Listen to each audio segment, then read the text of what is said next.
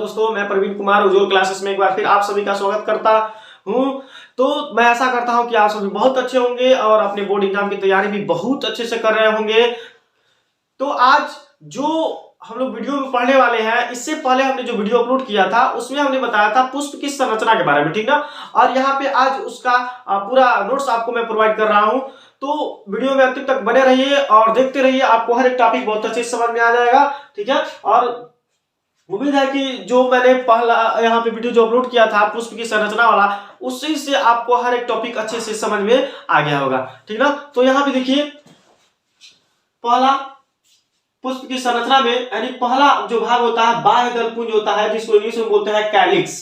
क्या बोला जाता है? इंग्लिश में इसको कैलिक्स बोला जाता है, ठीक है। यह पुष्प का प्रथम भाग होता है, यह पुष्प का सबसे बाहरी भाग भी होता है। यह पुष्प का हरा भाग होता है जो पुष्पों की आंतरिक चक्रों की रक्षा तथा भोजन का निर्माण करता है। यानी बाह्य दल जो पुंज होता है, कैलिक्स जो होता है, वह पुष्प का पहला भाग होता है और साथ ही साथ यह सबसे बाहरी भाग होता है और इसका काम जो पुष्प के आंतरिक चक्र होते हैं उनकी रक्षा करना तथा उनके लिए भोजन का निर्माण करना, ठीक है। फिर हम बात करते हैं यहाँ पे दूसरा जो है दलपुंज। दलपुंज को इंग्लिश में बोलते हैं करोला।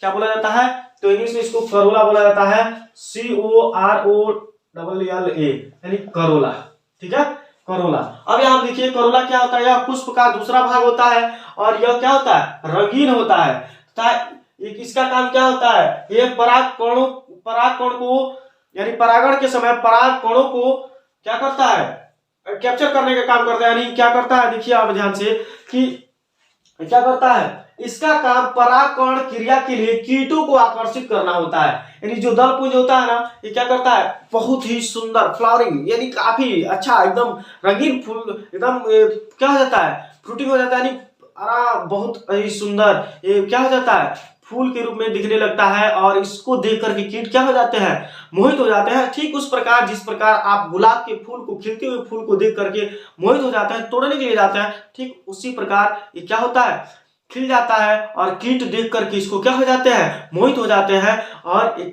आकर के क्या करते हैं, उस पे बैठ जाते हैं, ठीक है। तो ये क्या करता है, कीटों को परागण करने के लिए आकर्षित करता है, परागकण क्रिया के लिए, ठीक है। अब बात करते हैं यहाँ पे तीसरा है पुमंग। पुमंग क्या है? पुमंग एंड्रोसियम, यानी यह पुष्प का नरजनन भाग होता है, ठीक है। और ये तीसरा भाग होता है पुष्प का। देखिए यह पुष्प का नरजनन अंग होता है, इसकी प्रत्येक भाग को क्या बोला जाता है, स्टैमेन्स बोला जाता है या पुंकेसर बोला जाता है। क्या बोला जाता है? पुंकेसर, पुंकेसर बोला जाता है, ठीक है। फिर हम बात करते हैं यहाँ पे, यह दो भागों से मिलकर बना होता है, परागकोश तथा तंतु। यानी एंथर और फिलामेंट से मिलकर के क्या होता है, यह एंथर और फिलामेंट से मिलकर बना होता है। परागकोश में ही नर युग्मक बनते हैं, यानी परागकोश में ही परागकण का निर्माण होता है, पॉलन ग्रेन का निर्माण होता है, ठीक है। और ये कैसा होता है, तो यह हैप्लॉइड नेचर का होता है। जो इसमें जो नर युग्मक होता है कैसा होता है, हैप्लॉइड होता है। फिर यहाँ पे देखिए पुष्प का चौथा भाग यानी स्त्री केसर होता है, जिसको इंग्लिश में गाइनोसियम बोला जाता है। यह पुष्प का मादा जनन अंग होता है, इसकी इकाई को अंडक कहते हैं, अंडक। यह तीन भागों से मिलकर बना होता है और तीन भाग कौन कौन होते हैं, अंडाशय, वर्तिकाग्र और वर्तिका। देखिए ध्यान से, यहाँ पे जो तीनों भाग होते हैं, पहला होता है अंडाशय, जिसको इंग्लिश में ओवरी बोला जाता है, ओवरी, ठीक है।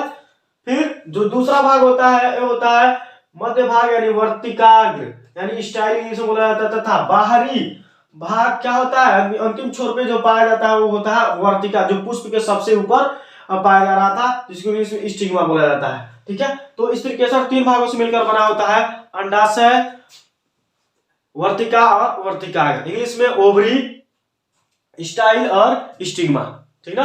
तो ओवरी बताया गया था कि वो क्या थोड़ा सा मतलब नीचे के स्तर पर पाया जाता है, ठीक है, और आधारी भाग पे पाया जाता है, ठीक, पुष्पासन पे पाया जाता है, और स्टाइल जो वर्तिकाग्र और ओवरी से जोड़ने का काम करता है उसको बोला जाता है स्टाइल, और सबसे जो ऊपर स्थित होता है, बाहरी छोर पे स्थित होता है, उसको बोला जाता है वर्तिकाग्र। ठीक है, फिर आगे देखिए, अंडाशय में बीजांड पाया जाता है और इसमें भी बीज का निर्माण होता है, इसमें ही बीज का निर्माण होता है। देखिए, जो अंडाशय है, अंडाशय में ही बीजांड बनते हैं और उस बीजांड में ही बीज का निर्माण होता है। फिर हम बात करते हैं यहाँ पे, देखिए यहाँ पे हम पहले बात करते हैं यहाँ पे अंडाशय। ठीक है, यानी जो पहला है यहाँ पे क्या है, अंडाशय। अंडाशय क्या होता है, तो यहाँ पे देखिए अंडाशय, यानी अंडाशय क्या होता है, आधारीय तल पे पाया जाता है, पुष्प के आधारीय तल पे पाया जाता है, और अंडाशय एक गोल सा स्ट्रक्चर होता है। ठीक है, एक अंडाकार स्ट्रक्चर होता है और अंडाकार स्ट्रक्चर में ही बीजांड पाए जाते हैं और बीजांड में ही अंड का निर्माण होता है। ठीक है, उसी में किसका निर्माण होता है, बीज का निर्माण होता है। अब देखिए, फिर बात करते हैं हम दूसरा जो है इसमें वर्तिका। ठीक है, वर्तिका, तो वर्तिका क्या करता है, वर्तिका देखिए, वर्तिकाग्र को ओवरी से जोड़ने का काम करता है। यह एक पतला भाग होता है, ठीक ना, और उसी रास्ते क्या होते हैं, पराग कण ओवरी में आते हैं। फिर तीसरा है वर्तिकाग्र, यानी वर्तिकाग्र क्या होता है, तो वर्तिकाग्र पुष्प का सबसे बाहरी भाग होता है, सबसे बाहरी छोर पे पाया जाता है और ये काम क्या करता है, पराग कणों को लेने का काम करता है, कैप्चर करने का काम करता है। जब परागण की क्रिया होती है उस दौरान एक वर्तिकाग्र एक चिपचिपा पदार्थ को स्रावित करता है और उन पराग कणों को क्या करता है, एक कैप्चर करने का काम करता है। ठीक है, तो ये रहा यहाँ पे जो आज का पूरा यहाँ पे विवरण। और इसमें एक चीज और है, जो बीजांड बनता है ना ओवरी में, उसमें उस बीजांड में जो बीज पाए जाते हैं, तो वहां पे क्या होता है, वहां पे ये जब पराग कण आते हैं, स्टिग्मा से पराग कण कहाँ, स्टाइल के थ्रू कहाँ आ जाते हैं, ओवरी में आ जाते हैं।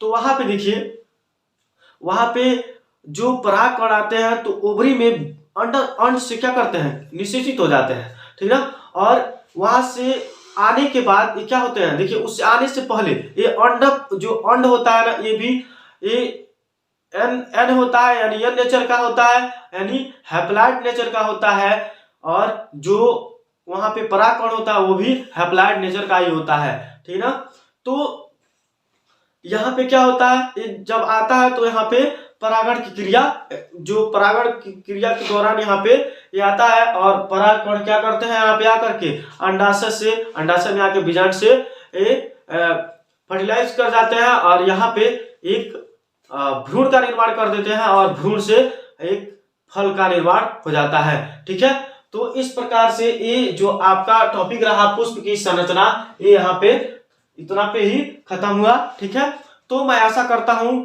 कि आपको आज का जो टॉपिक रहा ये बहुत अच्छे से समझ में आया होगा।